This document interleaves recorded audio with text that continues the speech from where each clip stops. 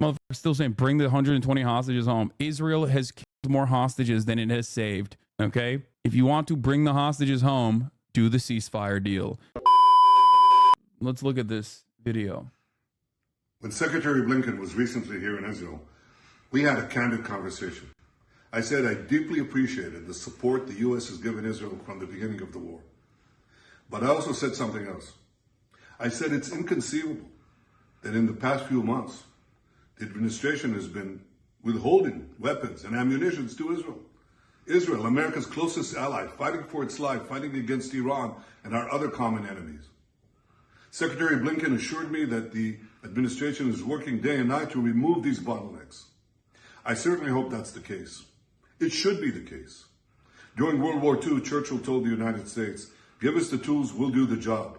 And I say, give us the tools and we'll finish the job a lot faster. Give us the tools. Okay. Breaking. White House Press Secretary Karine Jean-Pierre. We genuinely do not know what he's talking about. There is one shipment that was paused. Everything else is moving.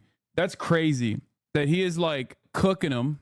Question. Netanyahu said you assured him last week the U.S. is working to remove the pause on certain weapons to Israel. Is this accurate? We are continuing to review one shipment, but everything else is moving as it normally would. Israeli Prime Minister Benjamin Netanyahu posted about an hour ago, conveniently timed for this press conference, a video talking about U.S. pause on some weapons to Israel, and said you assured him last week that U.S. is working to remove those bottlenecks.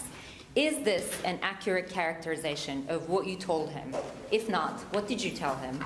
Will the U.S. remove its holds on these bombs? First, it's very important to remember that our security relationship with Israel goes well beyond Gaza.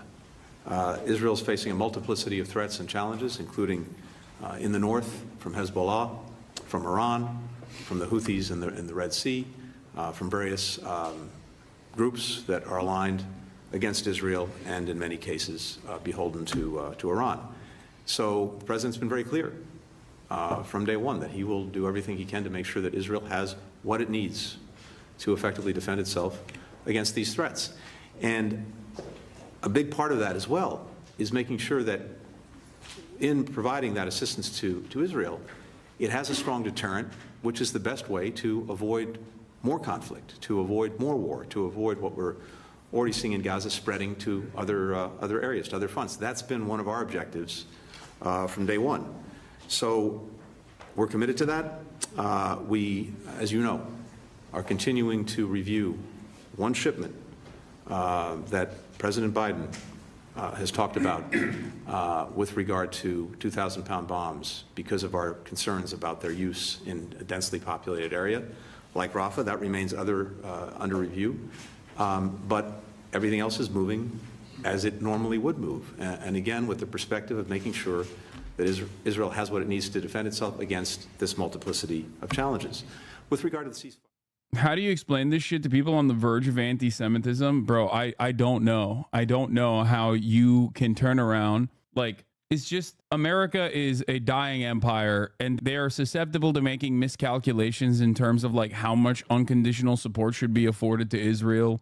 And I think that that is what's going on, because there's still plenty of fucking people within the State Department structure that is like literally begging there to be some level of restraint. And I think that there is like ideologically committed Zionists that are just genuinely refusing to hear that. And I think that's what it is. But ultimately, obviously, Zionism has nothing to do with Judaism. It's fucking ridiculous. It's basically like asking me, what do you do when you see like a black guy rob someone and a person is like on the verge of being anti-black racist? It's no different than that. Okay? Because ultimately, the obvious underlying fundamental here is that regardless of the way that Israel presents itself as a defender of Judaism and claims that to be a Zionist is to be a Jew, okay, that is still not the case.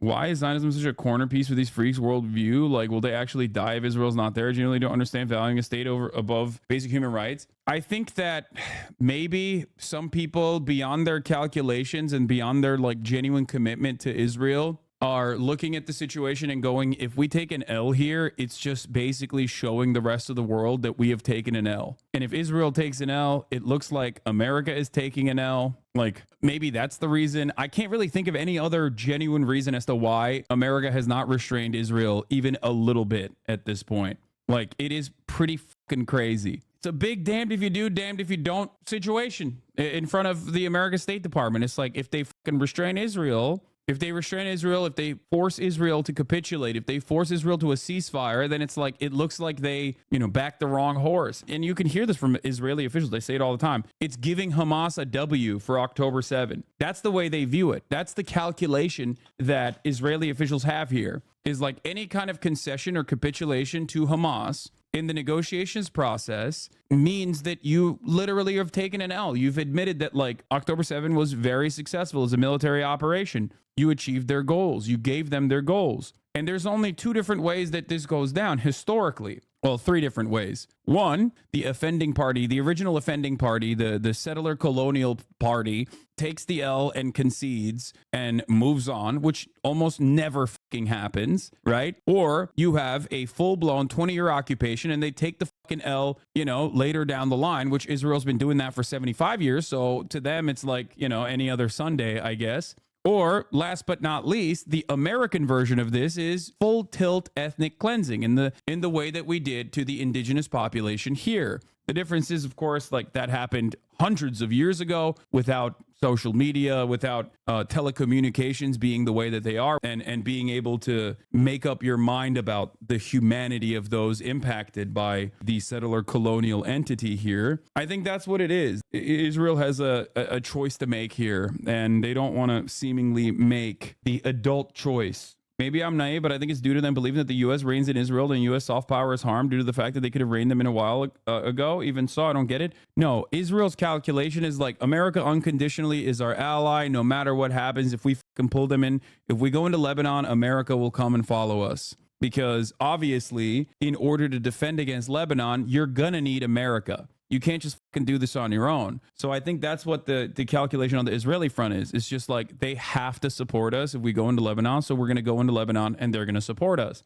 America, on the other hand, is probably not interested in going into a full-blown regional conflict with a fucking armed military, and that isn't like Hamas, but instead is like an actual armed military group with a lot of fucking fighting experience, with targeting systems, with missiles that aren't just simply, missiles that people made in a fucking tunnel, like actual missiles that can go and actual missiles that can target Tel Aviv. And that is before we even start talking about Iran. Think about the difference between the Houthis, Ansar Allah, and what they've been able to accomplish with the phenomenal limitations that they've had so far. Why were they able to accomplish it? Because they're a fucking nation state at the end of the day. They're a nation state that's, survived an ethnic cleansing campaign, a civil war, blah, blah, blah. But ultimately, think about what a nation state can do in the region in comparison to what Hamas has done to Israel.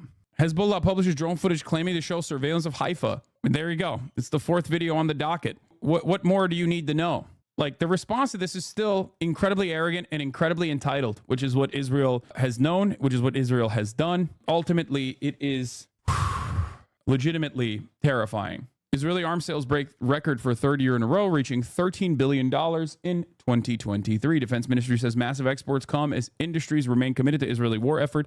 Air defense systems account for more than a third of sales. Motherfuckers still saying bring the 120 hostages home. Israel has killed more hostages than it has saved. Okay? If you want to bring the hostages home, do the ceasefire deal.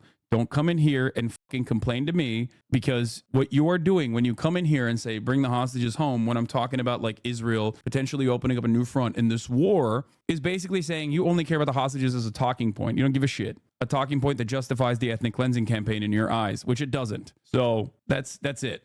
La, la, la, la.